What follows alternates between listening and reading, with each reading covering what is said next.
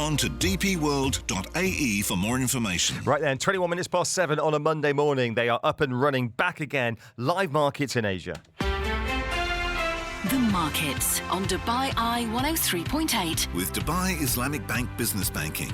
Open a DIB rewards account and make your business rewarding every day. Hashtag ready for business.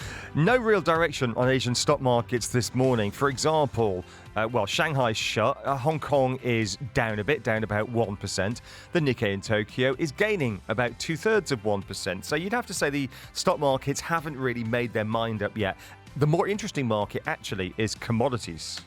Commodities. With EGA, Emirates Global Aluminium, the world's biggest premium aluminium producer, supplying UAE-made metal to more than 50 countries. We've always got the more interesting market, Richard. Right, 87.50 is where we are for Brent at the moment. We are up around 2%. Early morning trade is in the green. Some concern from what we could see from OPEC Plus this week. Rumours of cuts of more than million barrels a day ahead of that meeting. Maybe the bigger question is whether or not we can supply it regardless, no?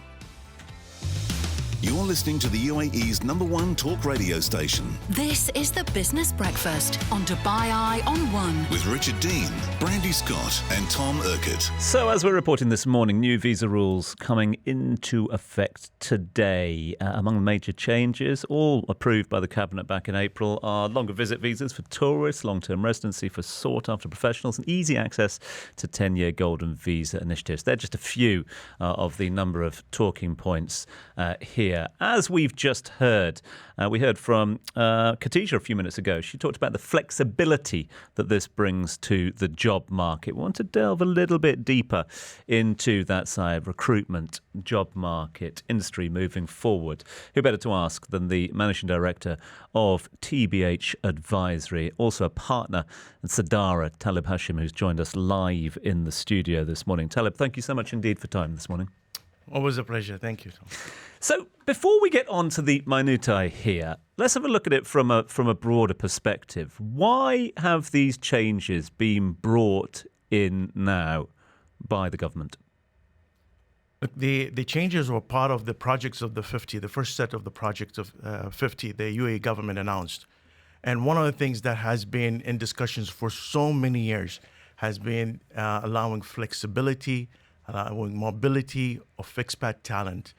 The other thing which I remember when I first set up my company in 2006 was a conversation we had with government about shifting to the knowledge economy.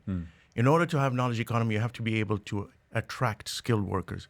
So this move is a little bit overdue, but it had to happen, I think the pandemic pushed and accelerated the need for a move like this as well.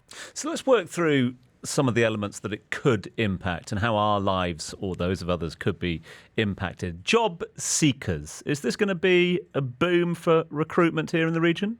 It should be a boom for recruitment. We'll see more competition among job seekers as well. So you have local talent who will have to compete with international talent who are looking at tapping into the job market over here. On the other side, we'll also see competition between employers who are competing to attract top talent in the region and the country as well. So I'm looking at these, and obviously you've been through these details, and you've talked about them at a very top level as well. It seems to me to be a real, a very attractive option for young talent and skilled professionals who might have been sort of overseen a little bit in the past in terms of coming to the UAE to look for jobs or take up jobs. Is that a fair sort of assumption of the way that this one's been designed at the moment? Yeah, it's absolutely a fair assumption. I've run focus groups with academia as well as youth. And one of the biggest concerns is what do they do after university? Yeah. And it's always been, they've always been concerned about life after university, especially the lack of options for staying here, looking for jobs, etc. So this will definitely allow them time, will allow them flexibility to look for jobs and find the right career for them. In terms of job seekers coming to the UAE as well, I mean, before you've had to have looked at options from afar, etc. You needed to get special visas to come over to do interviews, etc.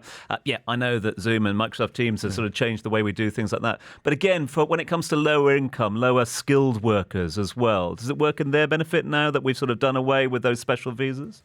Yeah, I think there's more protection for the lower workers right now with the new visa rules. But what I see now, especially with the green visa, etc., there's a bigger focus on skilled workers, especially with the agenda of the projects of the 50. But what the government needed to do was protect skilled workers, the lower skilled workers. Yeah. Taleb, let me ask you a question about how the Emirati community views this. Because any country in the world, governments tend to favour employment of their own citizens over expatriates. I'm British, we have that. I mean, Brexit was kind of about that. Too many Europeans, the old stealing our jobs argument, we had with President Trump a few years ago, we're going to build a wall on the border with Mexico and so on. Yeah. We're different here in the UAE. The UAE has always embraced expatriate workers, and yet there's an element of that. How does the Emirati community feel about this? Interesting.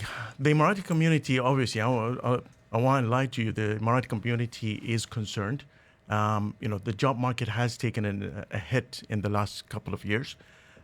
So the increased competition means the Emirati community will have to compete not only with the local talent that exists over here, but also an influx of international talent. And that is why what we're seeing is a completely different conversation that's happening between policymakers and community. So you have NAFIS and other initiatives being rolled out to actually try and enable Emiratis to get into the job market. But obviously, this will be something that will constitute as a challenge for Emiratis. And not only Emiratis, I say this even for local long-term residents. You'll have to find ways to differentiate yourself against the competition that is coming from overseas. Because none of us want 25 brilliant young news broadcasters running into town, do we, Tom and Brandy? We could do without it, ideally. But I suppose, one of your great mantras, Taleb, is localization is the new globalization. Yeah. With this comes opportunities at the moment. And if we're seeing a growth in the recruitment market, we're seeing a growth in other markets, there will be more need for that local knowledge, will there not?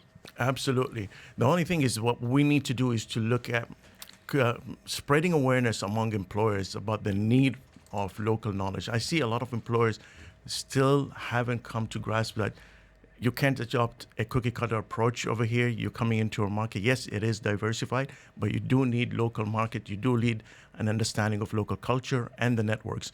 And the locals are the best people to tap into that. So I think that will constitute a great opportunity. We'll also try to educate local job seekers to understand and embrace that and capitalize on that strength that they bring to the table. So I think it will be interesting if both segments come together and understand the value that they bring to the table. We're seeing more and more schools here being recognised for excellence. We're seeing more and more universities and colleges being recognised on international lists as well. Yeah. Is that going to address the concerns of brain drain that we've seen in the past? Will more and more people look to continue their education here with a view to moving into work here? Yes. It will partly address that brain drain. I think when we talk about universities and academia, there's a lot of work that needs to be done. They understand, and that is allowing for the smooth transition of talent from academia to the job market. So yes, to a degree, but the ball now is the court of job seekers, industry, as well as academia to make this a more effective policy that's been rolled out. Yeah. Just before we went on air, you were talking about how busy you were, how busy things are at the moment. Is this in direct action to this? So is the market buoyant at the moment when it comes to recruitment? Yes. Normally, I would say I'll get busy end of September, but we hadn't hit September, and it's been really busy. So the market is buoyant. There is positivity, and I think a lot of companies are playing catch up as well. I believe, I'm optimistic, I'm forever optimistic, and I have to be as an entrepreneur, but I think we're moving towards a job seeker or candidates market as a recruiter, as would say. The visa rules allow for more mobility, And even on the UAE national side and the Emiratization side, that's another conversation I hope we'll have. There's a lot of different movement and initiatives and conversations that's happening that I think will allow for the market to move to a job seekers market. Yeah. We will definitely have that conversation. We'll get you back very soon, Taleb, that's for sure.